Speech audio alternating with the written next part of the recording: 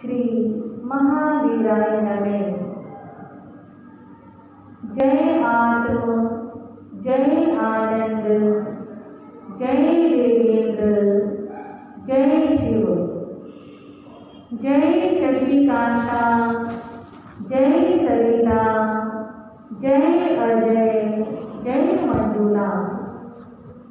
उपाध्याय भगवान श्री जितेंद्र गुरुदेव नमः। गुरु कृपा से गुरु चरणों में रहकर तुच्छ बुद्धि जो भी स्वीकार कर पाई, कुछ आपके समक्ष रखने का प्रयास करूं। श्रमण भगवान महावीर स्वामी की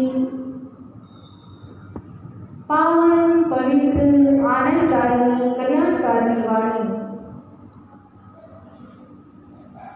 जो आज हमारे समक्ष 32 आगमों के रूप में उपलब्ध है। यह वाणी आज से 2500 वर्ष पूर्व कवि महासागर के समान विशाल रूप लिए हुए थे।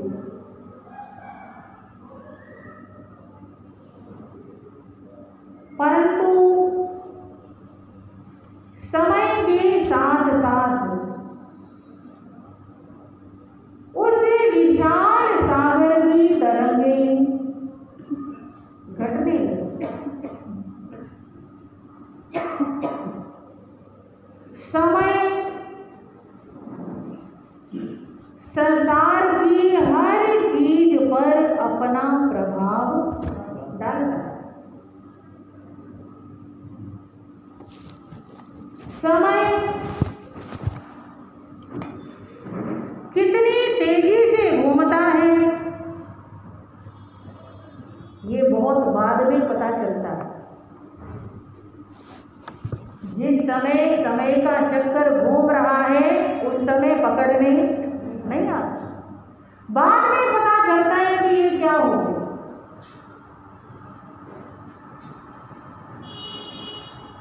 समय इस अवसर्पिणी काल में हर अच्छी चीज के अंदर कमी ला रहा है। पहले उम्र कितनी लंबी लंबी हुआ करती थी, अब क्या होने लगी, बहुत कम होने लगी। पहले हाइट कितनी ऊंची हुआ करती थी, हाँ जी, अब धीरे धीरे हाइट कम होने लगी। पहले अनाज में, दूध में कितनी ताकत हुआ करती थी, अब सब कुछ। तो समय बड़ी तेजी से हर चीज को बदल रहा है। इसी समय ने ऐसा प्रभाव डाला कि सागर के समान जो जिन वाणी थी, वो घटते घटते आज एक बूंद के रूप में रह गई।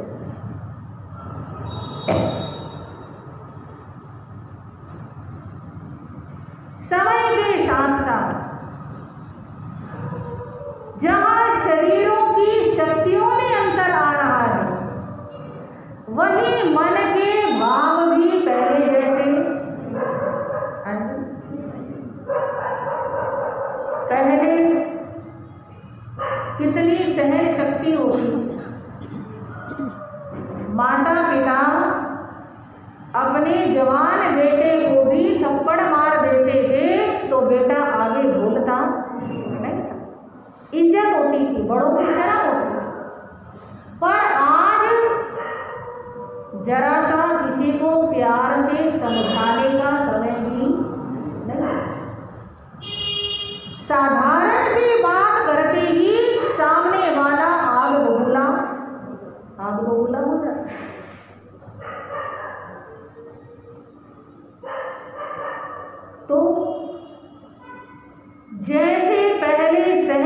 शक्ति होती थी, शांति होती थी, एक मन के अंदर सुकून होता था।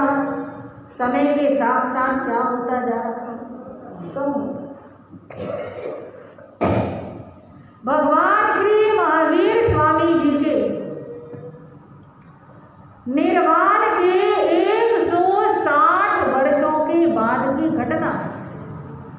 भगवान के निर्वाण को केवल 160 वर्ष बीते थे, उस समय की एक घटना।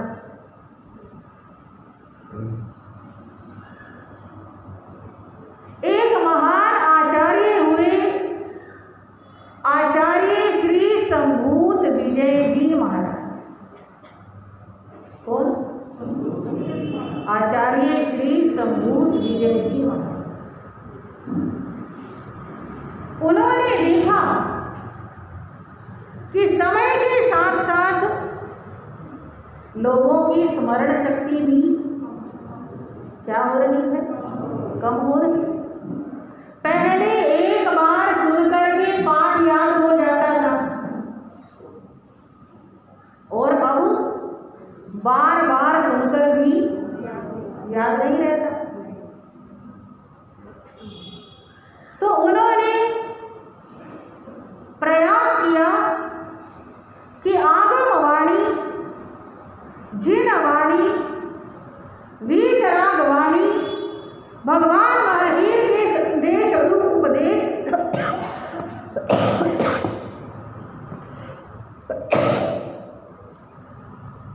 कहीं लुप्त ना हो जाए,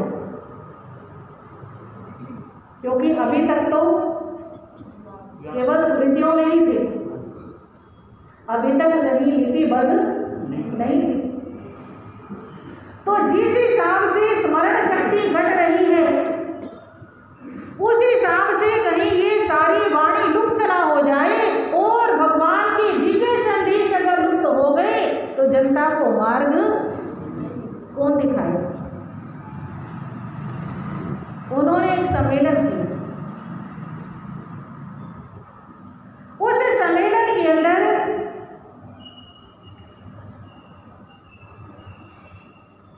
जिसको जितना जितना याद था उतना उतना संकलित करना शुरू किया। 11 अंग संकलित हो गए। हाँ जी, आचारम, सूत्र, कृतांग आदि 11 अंग शास्त्र संकलित हो गए, लिपिबद्ध नहीं हुए। क्या हुए? संकलित एक जगह हो गए। ये निश्चय हो गया कि ये वाला अंग शास्त्र इसको याद है, ये अंग शास्त्र इसको याद है। मतलब जहाँ जहाँ भूलते थे वहाँ वहाँ करेक्शन करा के, रिवीजन करा के अच्छी तरह धारणा में बिठा दिए। कितने? 11 अंग शास्त्र। अब समस्या आई 12वें अंग शास्त्र। 12वें अंग शास्त्र का नाम है दृष्टिवाद। क्या नाम है? सभी को समझ आ रही है? दृष्टिवाद। और दृष्टिवाद के अंदर ही 14 पूर्वों का ज्ञान आता है, यानी 14 पूर्वों का ज्ञान दृष्टिवाद का ही एक अंग है। वो किसी को व्यवस्थित रूप से याद ही नहीं। आपको बताया था ना, एक पूर्व कितना बड़ा होता है और 14 पूर्व। तो उस समय आचार्य श्री भद्रबाहु स्वामी जी महाराज केवल वही थे जिनको 14 पूर्वों का ज्ञान अर्थ सहित व्यवस्थित। परंतु आचार्य श्री भद्रबाहु स्वामी जी महाराज नेपाल की पहाड़ियों में महाप्राण ध्यान साधना कर रहे थे। वे सम्मेलन में आए हुए थे और इसलिए उनसे ज्ञान लेना क्या हो गया? कठिन हो। अब ज्ञान उन्हीं के पास है, उनकी अवस्था परिपक्व हो रही है, उनसे ज्ञान लेने के लिए वहीं जाना पड़ेगा और वहां जाने के बाद भी वो ज्ञान देने को तैयार होंगे या नहीं होंगे, क्योंकि वे अपनी साधना में लीन है।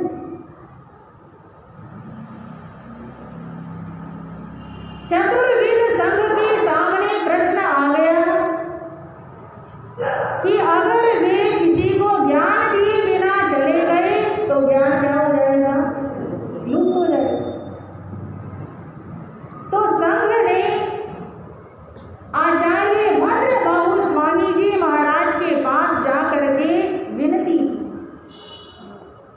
गुरुदेव 14 पूर्वों का ज्ञान एकमात्र आपके पास है और आप ये ज्ञान किसी योग्य शिष्य को प्रदान करने की कृपा करें। आचार्य भद्रबाहु स्वामी जी महाराज फरमाते हैं कि मैं अपनी महाप्राण ध्यान साधना में लीन हूं, पर आप विनती लेकर के आए हो तो जो संघ की इच्छा होती है, जो संघ की आज्ञा होती है, वो आचार्य को भी मान्य करनी पड़ती है। कहते हैं संघ भगवान होता है, संघ ही साधु साध्वी का परिपालक होता है, व्यवस्थापक होता है। साधु साध्वी के अम्मा पिया माता पिता कौन है? अपने माता पिता जिन्होंने जन्म दिया था उनको तो उन्होंने क्या कर दिया? छोड़ दिया। तो साधु साध्वी का माता पिता कौन है? संघ है, समाज है। तो संघ की इच्छा को, विनती को ध्यान में रखते हुए मैं इतना कह सकता हूँ, मैं अपनी ध्यान साधना में कोई विघ्न नहीं आने दूंगा, पर ध्यान साधना के अलावा जो समय बचता है, हाँ जी, जैसे गोचरी के समय या जैसे ध्यान में बैठने लगे, ध्यान से उठते ही ऐसे 2-2 मिनट 5-5 मिनट ऐसे जो थोड़ा थोड़ा टुकड़ों में समय बचेगा, उस समय में अगर कोई योग्य पात्र होगा तो मैं उसे ध्यान देने का प्रयास करूं। संघ में हर्ष की लहर दौड़ रही कि कुछ तो मिला। आचार्य संभूत विजय जी ने चारों तरफ दृष्टि दौड़ाई। कौन ऐसा संत है जो 14 पूर्वों का ज्ञान लेने के योग्य है?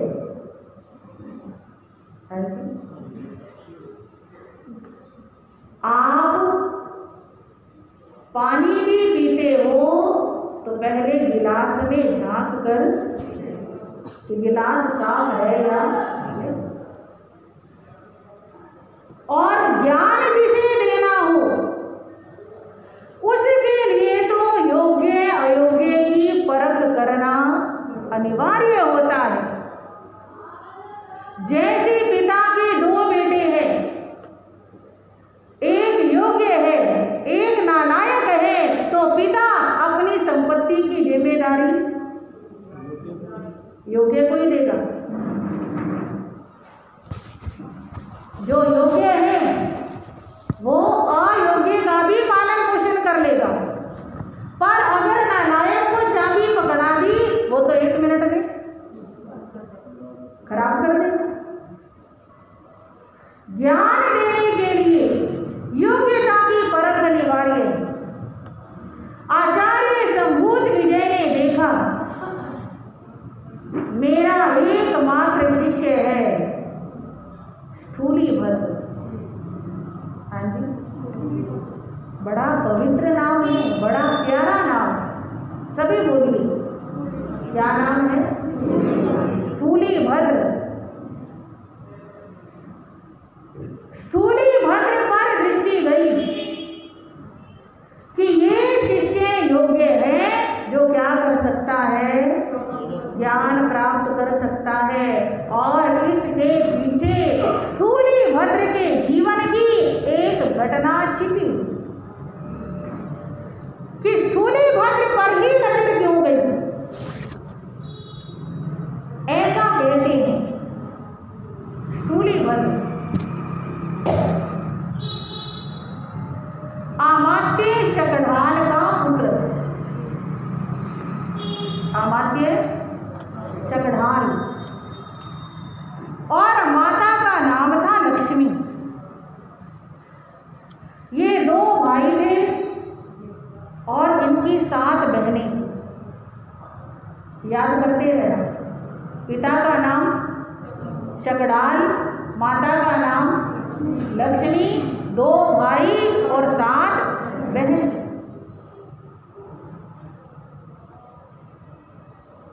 स्थूलीभद्र बड़ा भाई है और बचपन से ही वैरागी किस्म का, कोई खाने पीने के स्वाद से फर्क नहीं पड़ता, कोई पहनने ओढ़ने में साज सज्जा में जैसा मिल गया पहन लिया, जो मिल गया खा लिया, कोई मित्रों के साथ हंसी मजाक करना, खेल कूद करना, हाँ, किसी चीज में कोई इंटरेस्ट नहीं। जवानी की दहलीज पर पांव रखा और ऐसी अवस्था आते ही स्थूलीभद्र की बराबर के जो लड़के हैं इधर उधर देखने लगे। इधर उधर देखने का मतलब कहते हैं बचपन में जोर होता है टांगों पर, बचपन में जोर होता है, बच्चे को जितना रोको उतना भागता है। जवानी में जोर होता है आंखों पर, हाँ जी, चल रहा है कहीं और आंखें घूम रही है कहीं और वृद्ध अवस्था में जोर आ जाता है जुबान पर, हाँ जी। जिसने बचपन में टांगों पर कंट्रोल कर लिया, वो गिरने से चोट खाने से, जिसने जवानी में आंखों पे कंट्रोल कर लिया वो बदनामी से, हाँ, बच जाएगा, और जिसने बुढ़ापे में जुबान पे कंट्रोल कर लिया उसको 2 रोटी सुख की मिलने की संभावना है। तो बाकी मित्रों की आंखें दौड़ने लगी, पर स्थूलीभद्र बिल्कुल शांत प्रकृति का।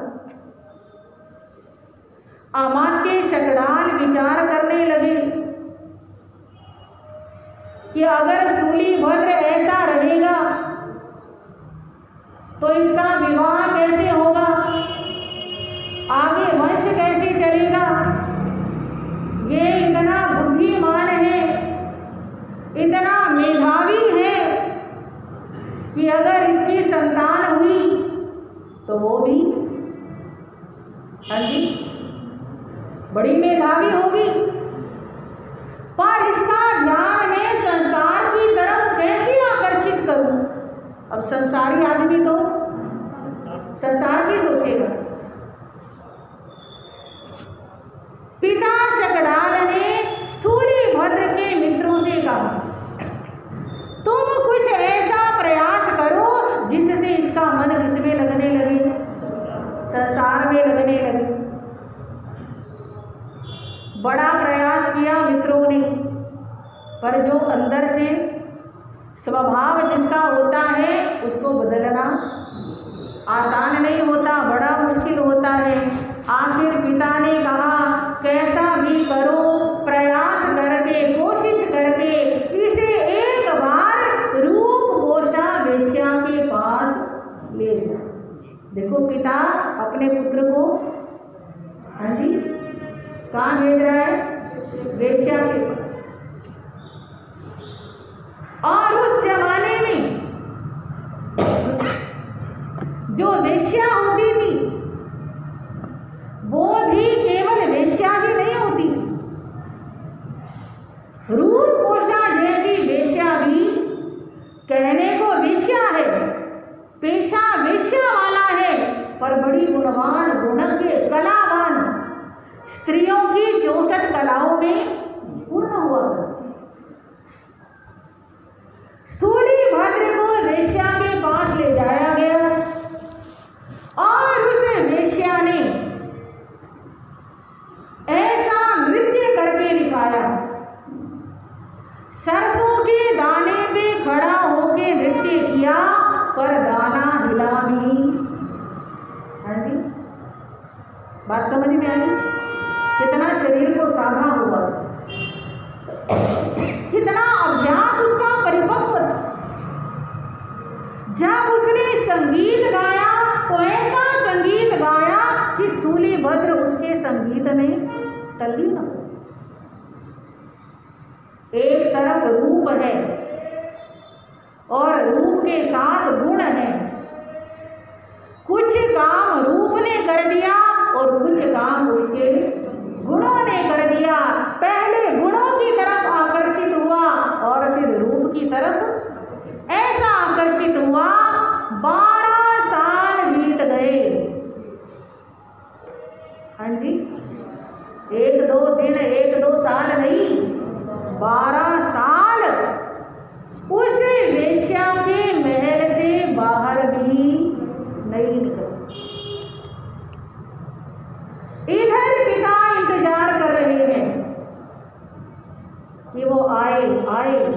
पहले तो भेजा और अब इंतजार कर रहे हैं पर नहीं आ रहा। कुछ राजनीतिक परिस्थितियां ऐसी बनी कि स्थूलीभद्र के छोटे भाई ने, श्रीयक जिसका नाम था, स्थूलीभद्र के छोटे भाई का नाम श्रीयक, पिता के कहने से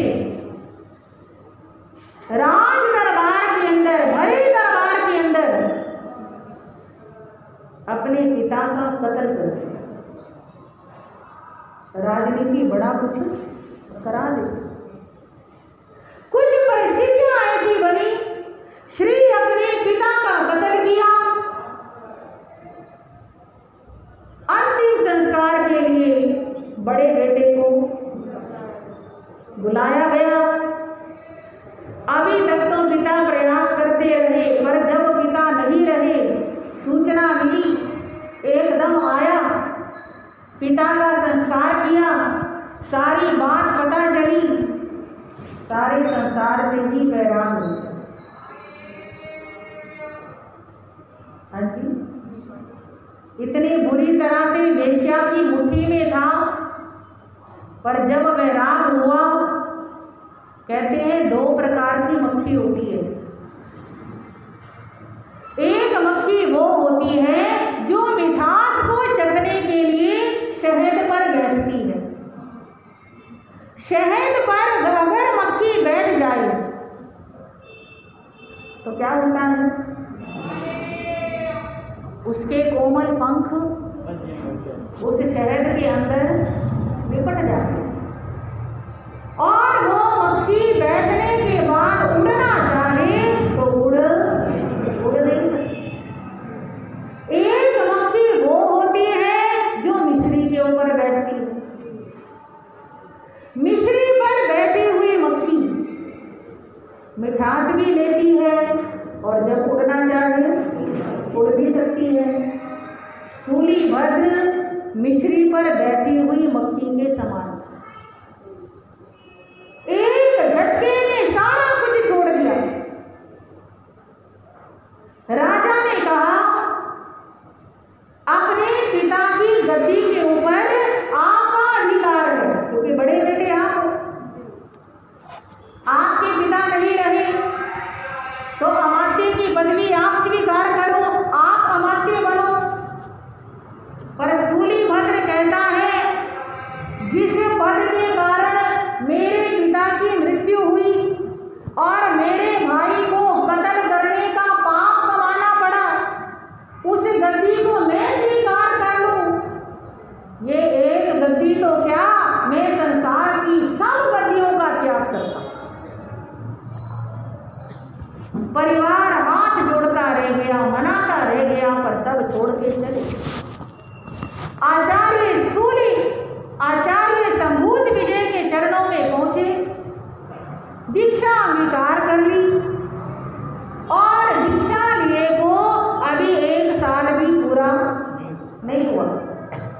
दीक्षा लिए को दीक्षा के बाद पहला चौमासा है। आचार्य स्थूलीभद्र और 3 उनके गुरु भाई, 4 शिष्य थे। आचार्य संभूत विजय जी, कितने शिष्य थे? 4। चौमासे का समय आया, एक शिष्य कहने लगा, गुरुजी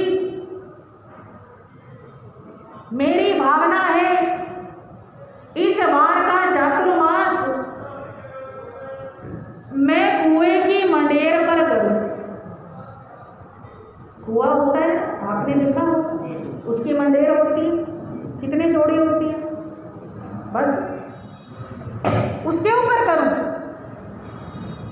ताकि 4 महीने एकदम जागरूक रह सकूं, अप्रमत्त रह सकूं।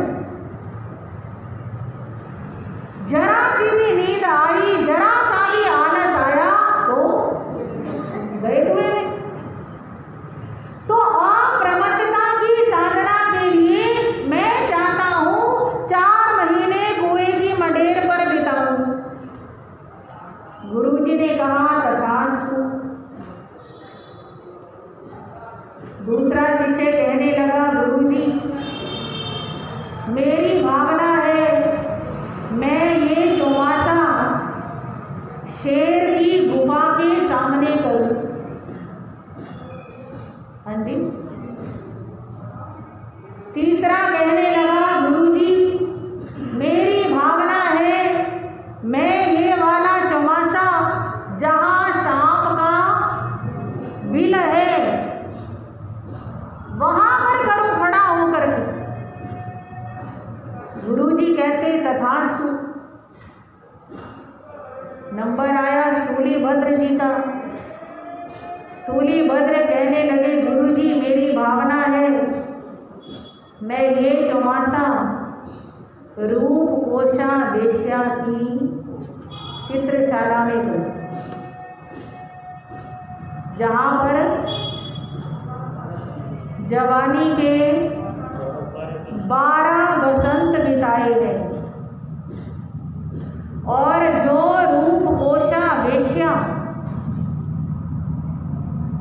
स्थूलीभद्र की अनुगामिनी है, अनुरागिनी है।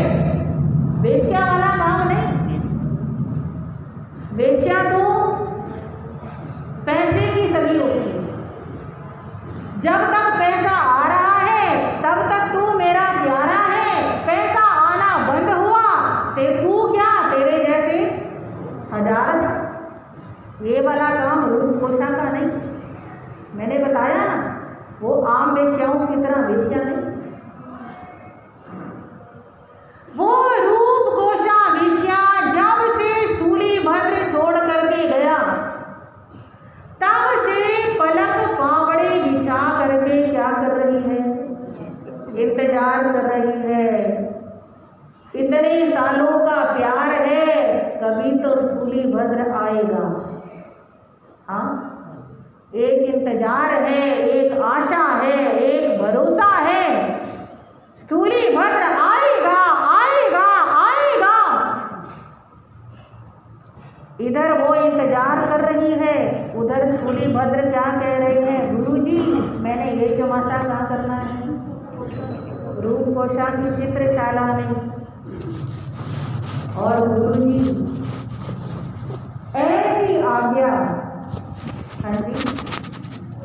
भगवान श्री महावीर स्वामी जी फरमाते हैं, साधु गोचरे के लिए जाए तो ऐसे मोहल्ले से ना निकले जहाँ वेश्याओं के रहने के स्थान हो, वहाँ से निकलना भी नहीं है।